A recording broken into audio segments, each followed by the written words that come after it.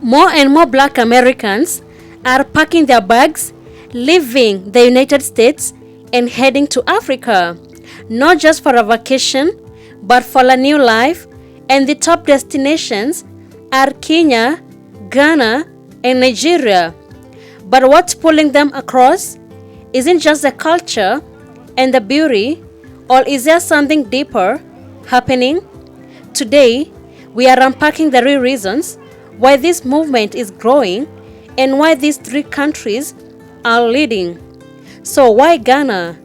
Ghana has become one of the most popular destinations, especially since the year of return in 2019.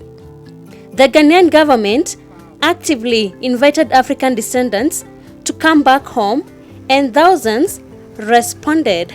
Ghana was the first country to gain independence from colonial rule in 1957 under the bold leadership of Kwame Nkrumah.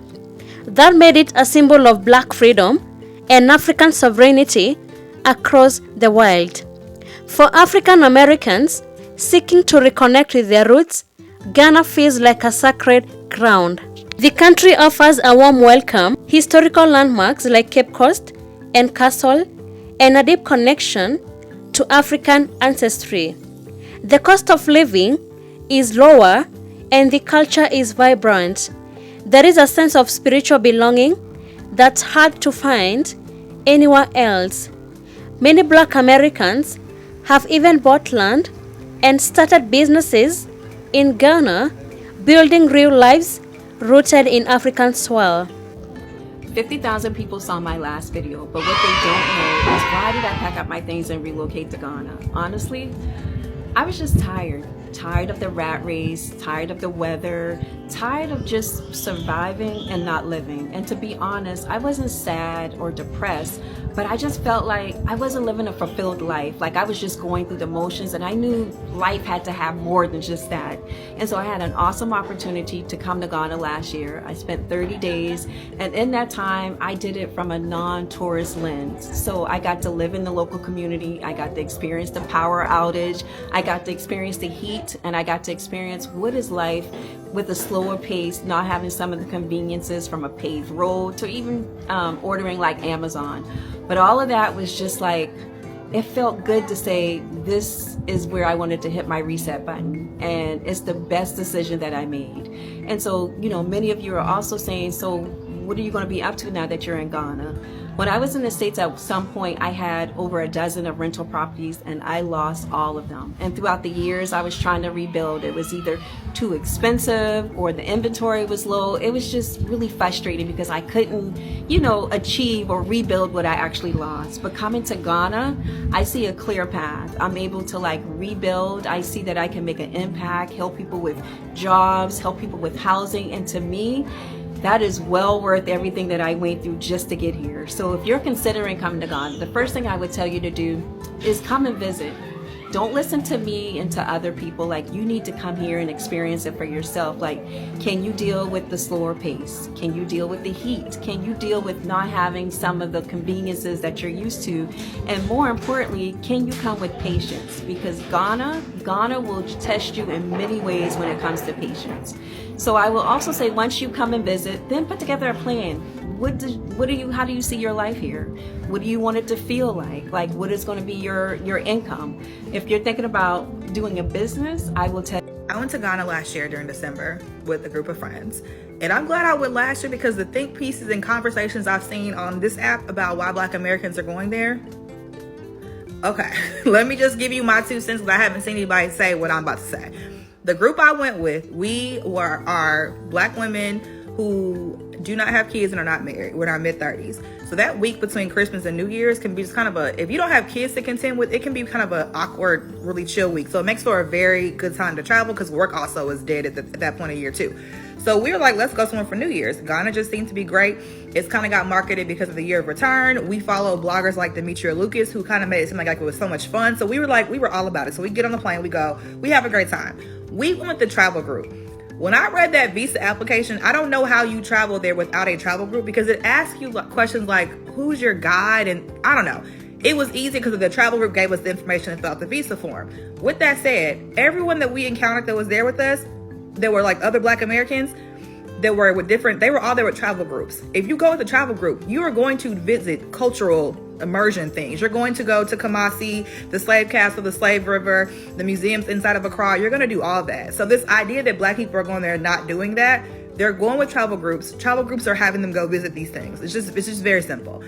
The other thing too that I think people are missing is that as Black Americans, people are like, oh, they're treating it like Miami and whatever. I get that. But there is this thing I think people are forgetting. When I got on that plane from Amsterdam to Accra, and 90% of that flight, 99% of that flight was Black, that was a beautiful moment for me. To be amongst Black people like that in a very positive, kind of fun way was awesome. And so I think people forget, like, yeah, we'll go out in Miami, you'll go out in LA or whatever, but you're having to always ask questions like, are they playing Black music? Are they going to have an issue that's going with a group of Black men? Are they going to hassle our Black male friends that are coming with us? You have to ask all these questions. And arguably, yes, you have to ask those questions in different places too, but like to go places where your Blackness is normal and have fun and go out, that is the appeal. So people are willing to hop on a plane, cross an ocean to go experience that. And I will say, to me, that was a very unique experience that I loved, and I would recommend anybody experience that. The prices are going up over there, though. I will say that. I've seen that. The prices definitely are going up. But I think that's the piece that people are not understanding. And you can also get culture. Culture doesn't always come in forms of museums. It can come from restaurants and just sitting at the hotel bar and talking to somebody. You can get culture and learn about somewhere else in less formal ways as well. So that's my 2 cents. I think it's okay for people to go to Ghana to experience it for those reasons. Kenya is emerging as another favorite with its modern infrastructure, strong expat community, and global cities like Nairobi, especially appealing to Black professionals, creatives, and entrepreneurs. Nairobi is often called the Silicon Savannah for its booming tech industry. Kenya is the largest economy in East Africa and one of the most dynamic business hubs on the entire continent. From thriving business districts to art galleries, coffee, culture, and vibrant nightlife, Kenya offers a rich blend of tradition and modernity. The country is English-speaking and offers beautiful landscapes from savanna to beaches.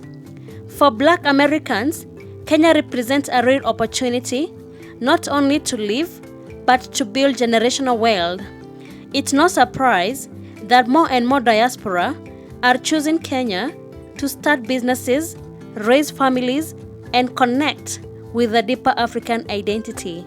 So you guys, I just restarted my life here in Nairobi, Kenya officially by signing a year lease in an unfurnished apartment. If you guys have been watching, you guys know I always stay in furnished apartments because I'm usually ready to leave. But I've decided that I will not be leaving Nairobi. I will still travel from time to time, but I will not be living in Nairobi, and this will be my permanent base. If you guys are looking to come to Nairobi, Kenya, and you want somebody that is actually experienced and actually doing this and living this, that has made all the mistakes, that can tell you exactly what you need to do to relocate yourself, your family, and invest abroad in Nairobi, Kenya, you want a person with the right network like myself. For Nairobi, there's nothing that we can't find. I've been out here almost 6 months, and I'm always outside networking with the many expats. That's one thing I love about Nairobi, is that there's a lot of expats. And there's a lot of people that's ready to do business, a lot of Kenyans that are here ready to do business. It's a great place to raise a family and to prosper if you're coming from America, and you can set up shop here and increase your wealth. So we've been looking into this really interesting trend. A noticeable number of Black Americans making the move to Kenya. That's right. We came across this report from Al Jazeera English, and it really digs into why people are making such a big life change. Okay, so maybe let's start with one of the stories they highlighted. Anne Marie Crawford, she's originally from Jamaica, became a U.S. citizen. Yeah, spent years in the U.S., nearly 30 in Atlanta, actually. But the report says she started feeling, unwelcome. An unwelcome how? Like she was just there to work and put money in their pockets, was the quote used. And apparently the political climate, especially with President Trump potentially returning, was a big factor for her. Right, that makes sense. So she decided to leave.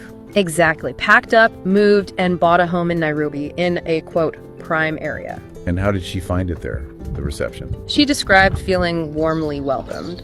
You can imagine after feeling out of place in the U.S., that must have felt, well, pretty significant. Absolutely. And it sounds like she's not an isolated case. Definitely not.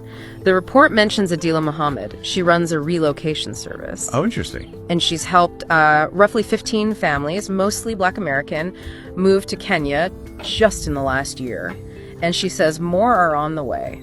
Wow, 15 families in a year. That really shows some momentum. What are the big reasons people are giving Adila? Well, fundamentally, it seems to boil down to seeking a better life, more comfort, Comfort how? Like financial? That's part of it. Adila does mention that savings and pensions can stretch further in Kenya, but it's also about escaping stress. Stress. Things like racism, police brutality, the intense political climate back in the States. People are just looking for peace, basically. Peace. Yeah, you hear that a lot. And Nigeria, Africa's most populous country, is also on the radar. Lagos is a cultural powerhouse with Afrobeat music, Nollywood films, and one of the fastest growing economies in Africa. Black Americans who have moved here often say they feel seen in Nigeria not just as a minority, but part of a greater black world. The energy is unmatched. Nigeria's youth are bold, innovative, and unapologetically proud. Plus, the spiritual connection to Yoruba and Igbo roots draws many African Americans back to their ancestral beginnings. It's not always easy. It has its own challenges, but the pride and potential is undeniable. Nigeria, United States. Choose one. I choose this one. The reason I choose this one, okay, several reasons. Let's just start with, first and foremost, year-round sunny weather. Like, you have not really any major natural disasters. No hurricanes, no earthquakes, no tornadoes, no mudslides. Literally, you are safe. Another reason, oh my God, the food. First of all, we already know jollof rice is great, and I love the food in Nigeria. But more importantly, natural food. There are markets on every single corner. Like, do you know how far I have to drive to get to a farmer's market or an organic market here in, the US? No, it's not that easy. They make junk food and fast food way more accessible than it is in Nigeria.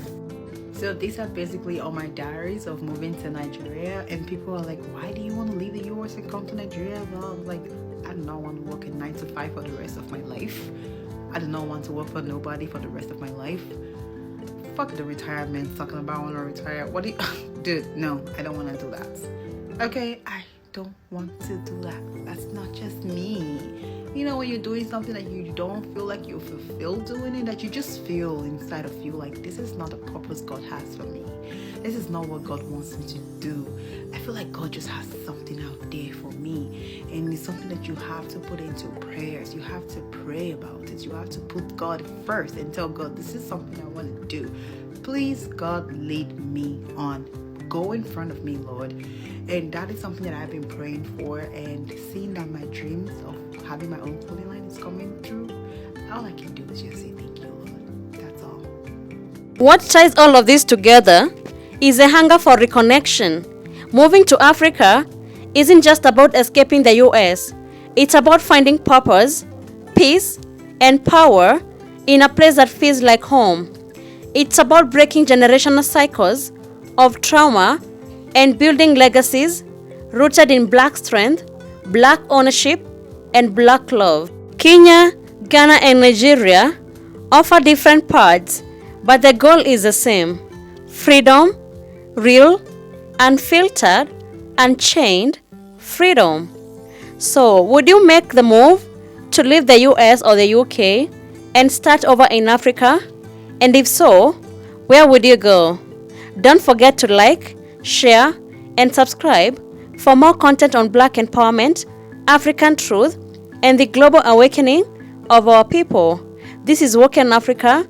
Stay strong, stay proud, and always stay woke. Thanks for tuning in.